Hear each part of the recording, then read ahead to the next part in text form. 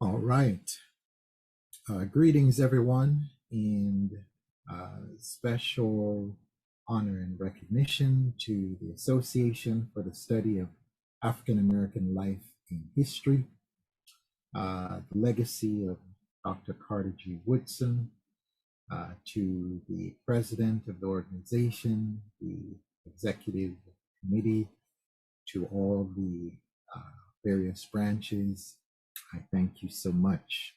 I am Dr. Greg Wiggan from the University of North Carolina, Charlotte, and it brings me great honor with a high level of humility and grace to talk about one of my most recent books with my colleague, who's a former doctoral student of mine, Dr. Marcia Watson Vandiver, and myself. We are the co-authors of this powerful and intriguing book entitled The Healing Power of Education, Afrocentric Pedagogy as a Tool for Restoration and Liberation.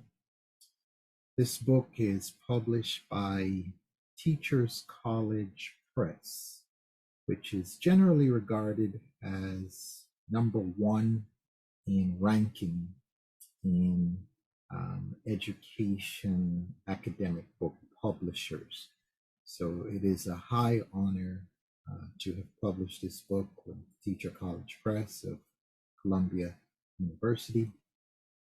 The book is also forwarded by Dr. Joyce E. King, who's a distinguished professor at Georgia State University and a former president of the American Association for Educational Research.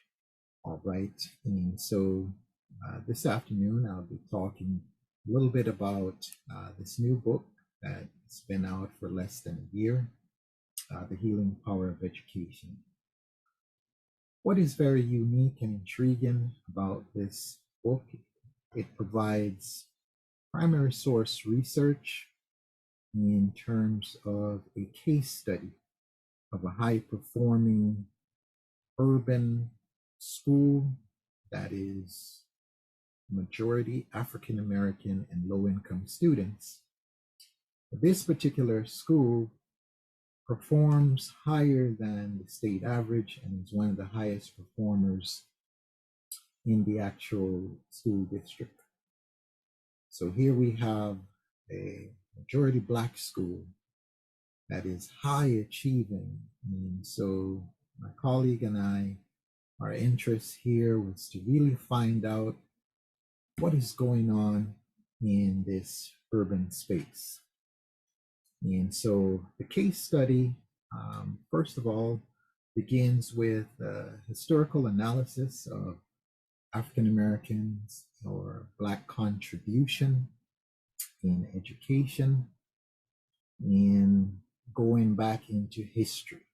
And so most people may or may not be aware that the African Black person by the name of Ptahhotep is generally regarded as writing the first book on the human record. His name is spelled Ptahhotep. The book is entitled The Teachings of Ptahhotep. The Teachings of Ptahhotep. In our research here, it's very important for us to contextualize Black education as not just something that started during the enslavement period. And that is actually a theme we find in this high performing urban school. And the teachers in this particular school, as well as the administration, they have a very high level of social consciousness in terms of building, excuse me, the curriculum, lesson planning. And so they follow the standard course of study in the state. but there's a high level of infusion of Black culture, also heritage knowledge, if you will, in the words of Joyce King. And in our work, we contextualize the historical context of Black contributions in education. So, for example, the oldest university in the world, uh, later called the Grand Lodge of Luxor, but the University of Waset in ancient Kemet, later called Egypt by the Greeks. And we try to use the indigenous names and not just the ones the colonizers used. So our exploration in this work now is really exploring the day-to-day operation of how this particular school is able to ground these students in terms of their history, culture, also a high quality instruction, if you will. And the administration takes high value in the students. One of the things we find is the level of care and attention that the school and the administration invests in students. Their positive affirmations that they say each morning. The teachers are, if you will, content masters, and they understand something about the historical oppression, if you will, that Black people have endured all around the world. That becomes a part of the school culture, the classroom culture. And so oppressed groups need healing, if you will, against many years of oppression, falsification, sometimes suppression of truth that would not afford them to understand or know who they are as a people. In our work, we find that historically this has been deliberate, whether it's in the Caribbean islands or in North America or in the continent of Africa, that there has been a very purposeful and deliberate attempt to suppress truth. Take, for example, anti-literacy and reading laws in the United States, also in the Caribbean islands, even on the continent of Africa. And so we're really looking at a global system of domination, and in the words of Dr. Carter G. Woodson, the miseducation phenomenon, and how to disrupt that in patterns of curriculum violence, which is more or less the deliberate manipulation of curricular design, lesson planning, and pedagogy in a way that's harmful for minority students. So in regular public schools in the United States, we sometimes see many challenges with out-of-school suspension, expulsions. We see issues of sometimes low academic performance. And so this book sets up a great contrast. It is really looking at Black excellence in education, both historically and also in a contemporary context. So our case study now, the reason why we selected this school, we use a pseudonym for the school, Asa G. Hilliard Academy, in honor of Dr. Asa G. Hilliard, who was a distinguished professor, Fuller Calloway professor at Georgia State University, and a monumental contributor to Black education. And so in the book, pseudonym for the case study of the specific school site, Asa G. Hilliard Academy, we interviewed teachers, We interview the administration, students, and also conduct observations to see what is going on in the school. And we find a very enriching school environment.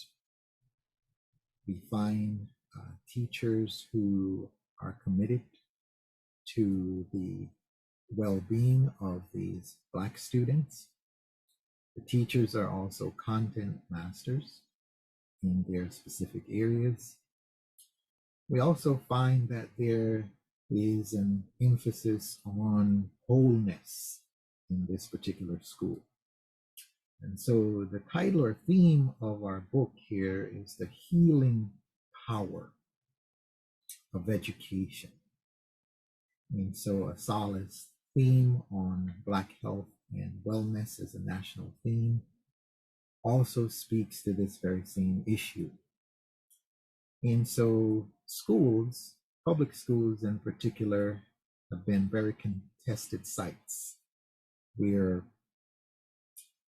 Black and brown children have not fared so well in these institutions. In fact, in many states, they're challenging even the very notion of mentioning race in the classroom or issues of equity. Black contributions are often omitted, and teachers who try to be responsive in teaching this content are often marginalized. And so what is a great contrast to look at Black school success and look at that in the context of the issue of healing from oppressive institutions, and schools being one of those often sites where oppressive practices are relegated against Black and brown students. For example, nationally, African American students are suspended at 3 to 4 times the rate of other groups of students. This is even a problem for Black girls as well in public schools. Underrepresentation in STEM, that is science, technology, engineering, and mathematics, etc.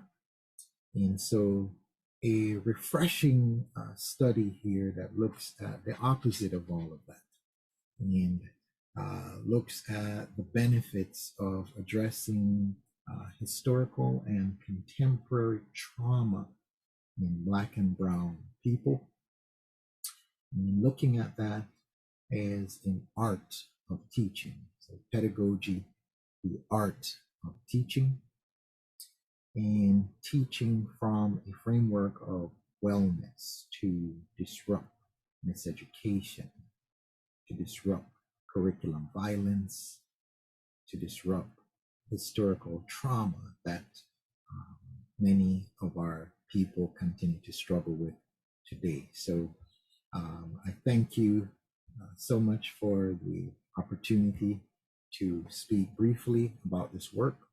Again, it's entitled The Healing Power of Education. It's published by Teacher College Press and co-authored with my colleague and former doctoral student of mine, Dr. Marcia Watson Vandiver. And we are very pleased with this contribution and to offer a work that speaks to the national theme of Uppsala, but is very deliberate in addressing the historical oppression and sort of miseducation and curricular violence practices that are common in our public school spaces. And so it emphasizes Black excellence and looks at models of success in terms of the art of teaching, curriculum design, lesson planning, and nurturing and engaging school and classroom culture, which is really important for Black students in particular, but also for all students. Thank you so much for this opportunity to be able to share. Thank you kindly.